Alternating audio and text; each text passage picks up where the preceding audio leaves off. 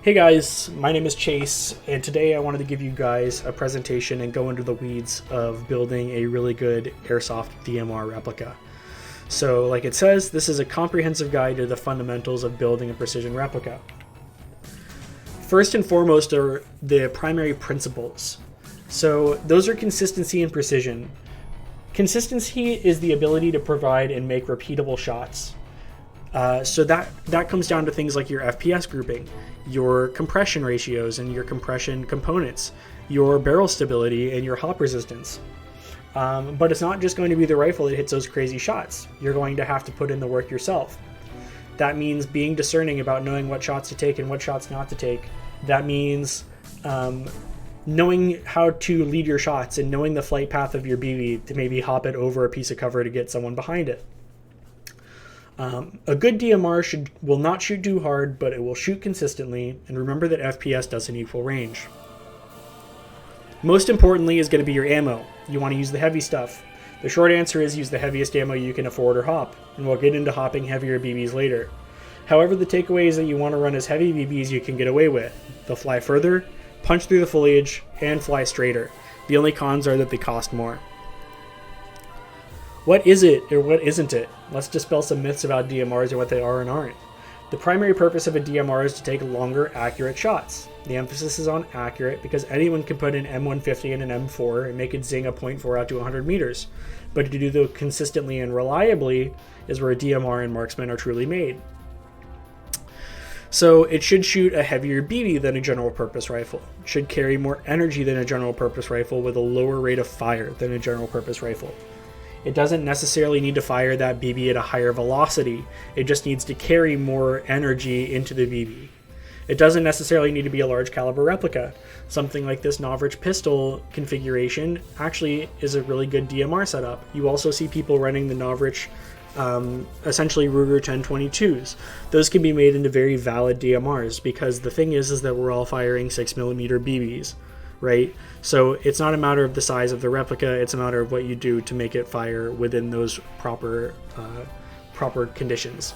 And lastly, it needs to be bigger than a GPR. So you can see that this SVU down here is pretty small compared to this general purpose Crytac, right? So it doesn't need to be bigger, it doesn't need to be a higher caliber, it just needs to carry more energy and do it at a longer range. Compression, velocity versus consistency. So I put this in because I want to convey that it's not only possible, but it's imperative to get exceptionally reliable and consistent shots from an AEG. These are with .4s, and the FPS only has a maximum variance of 0.0045%. That's a consistency you ultimately need when you're trying to take super long range shots. Next is stress. It's the enemy of consistency. Overstressing components not only leads to them failing sooner, but makes your tolerances more sloppy prior to them breaking. That slop will, in the meantime, destroy your consistency. Use as low power spring as you can get away with and maximize your power in other areas. One good way to do that is to extend your cylinder volume. A version 2.5 cylinder is a good place to do that, along with the 19 tooth pistons they require. Boring up. Bore-ups are seen as the epitome of diminishing returns. People say, why replace all your compression components for proprietary new ones if you're not running the old stuff to the limit? And the answer is, you can substitute the power of a spring for volume of the cylinder to propel a heavier BB. This is essentially a passive joule increase at any rate. For instance, I run an M135 spring and I shoot 2.01 joules. So the thing about a bore up is that while it's not going to provide any additional FPS, that volume can be used in other more productive ways than increasing your FPS or increasing your barrel length, namely propelling a heavier BB. Hop components. So we have a few different components here. Some things that maybe even you might not consider part of your hop up. First is the rubber, and we're going to get into what that rubber does in the next slide. But the next piece is going to be the nub. The nub is going to determine the consistency of your hop. So a lot of nubs are made out of rubber, and a lot of stock ones are essentially a little rubber donut. And those rubber donuts are not very good at hopping a heavy BB, and they're not very good at putting a consistent amount of tension on it because they deform. You can get solid rubber hop nubs, but I would even argue that a CNC'd aluminum hop nub is sort of the logical extreme to what you can get. The chamber. A lot of people don't think about the chamber as being part of your hop-up accuracy, but it is.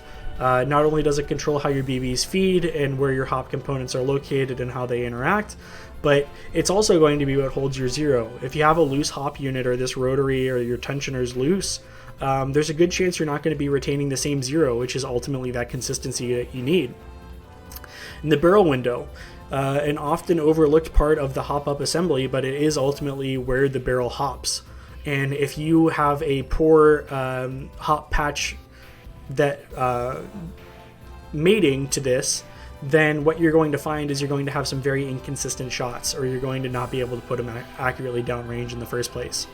So if we look at the next slide, we can see that the hop rubber is obviously very complex and a varied piece of equipment that has its own quirks. It's important to read up on the characteristics of what each hop rubber is capable of before you buy one. But what we can see here is that they have different patch shapes. So this one has a sort of flat, more consistent patch, which is called an MR hop. And this is the Super Macaron, which has a very aggressive fall off to the hop patch. And the theory is that the BB sort of rides this out and self straightens. I prefer the MR hops here, but the thing is that it goes back to the previous slide. If this doesn't fit in this window of your barrel, then you're kind of screwed regardless. So you want to make sure that you're buying a barrel and a hop rubber that are going to harmonize well together. And then we have the degrees. Degrees determine the softness of the rubber. Higher degrees are stiffer but wear slower, and lower degrees are softer but wear faster. So this is actually a tire wear chart from Gran Turismo 3, but it fit, so I put it in here. Ultimately, the rubbers are cheap, and you're going to want to find the one that suits your playstyle and ammo choice the best. Barrels. Barrels offer another great point of variation as to what level of performance and maintenance you're looking for out of a replica. Brass is easier to polish than steel, but it will tarnish easier than steel. Polishing does not supplement your need to clean a barrel regularly. And barrels can range from bore from anything from very tight, which is 6.00 millimeters, to very wide, which is 6.23 millimeters. And they come in a wide variety of materials, namely brass, aluminum, and steel. Tight bores generally provide a greater FPS because they're not allowing as much air to escape around the BB, but then they're more liable to have the BB sort of cascading ping pong off the inside of the barrel. Whereas a wider barrel can provide a superior flight characteristic by allowing the BB to float on a cushion of air. Ultimately, again, you're going to want to strike a balance of what works best for you. For most DMR applications in the United States, I would recommend a 6.03. If you're in a country that has very strict joule limits, you may be interested in running a wide bore barrel because it will be more consistent and offer a lower FPS for the same amount of compression. Turning a barrel into an Accurized barrel. The biggest variance you can run into with your true accuracy is the inner barrel slop or its margin of error. It's imperative to make sure that your barrel is accurized by doing at least the above steps. I recommend brass for the ease of polishing. To polish barrels, the best way is to find a dowel with a diameter slightly larger than your barrel, put it in a drill and sand it to fit snug in the barrel. Apply some polishing compound, I use Brasso, to the dowel and slowly move the barrel down the dowel while the drill is spinning. Doing that can provide a massive increase in the consistency of your shots by not providing as many places for the BB or the cushion of air that the BB is riding on to get snagged on in the barrel. You want to stabilize your inner barrel. The easiest way to do that is to just take some electrical tape, duct tape, scotch tape, whatever you have. Just put a few turns around on your inner barrel until it fits perfectly snug in your outer barrel. The last thing you might want to consider is using some O-rings to supplement the barrel spring that's in there. Some people replace it entirely. I like having a little bit of slack on the barrel spring, but some people prefer to just make sure it's mated. But O-rings essentially allow for less compression than a spring, so you can make sure that it's mating very consistently every single time. Lastly is something that I get asked a lot, which is why don't I build as many HPA DMRs? Well, I put some nifty pros and cons here. So the pro is, engine itself requires very little maintenance. And they say you can do 100,000 shots between an O-ring lubrication. You never need to replace the solenoids. You never need to replace the engine itself, yada, yada, yada. Well, the auxiliary parts are more expensive to replace than AEG parts. Hoses often get clogged. Regulators and fittings often rust, and your tank's going to need to be hydroed every once in a while. If it's not, you are literally walking around with a bomb on your back, a 3,000 psi bomb. And with AEGs, the most volatile thing you're worried about is a LiPo battery, but a full set of gears is really only going to cost you about $30 tops, versus an entire HPA pneumatic system, which is going to cost you in the order of hundreds of dollars. HPA can be dialed to shoot anywhere from an SMG to DMR. While that's true, an HPA setup will always have a greater FPS spread than a specialized AEG. Lastly, it's the Tesla of Airsoft as a pro, but it's also the Tesla of Airsoft.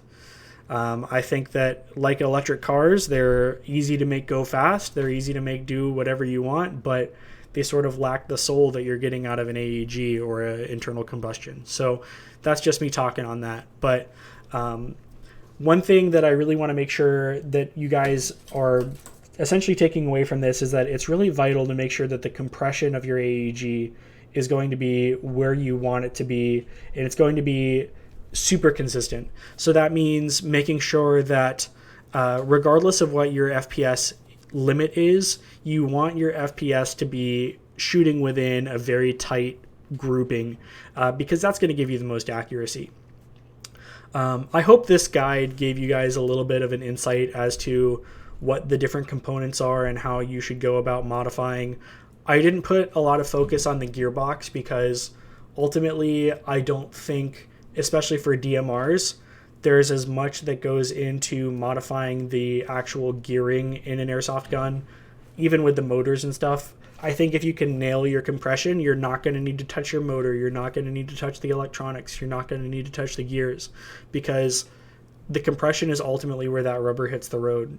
And along with the hop up in your barrel, those are the things that are going to make or break your DMR, not whether you have CNC machine gears in it or not. So I hope this was helpful. I hope you learned something. Please like and subscribe. Thanks. Bye.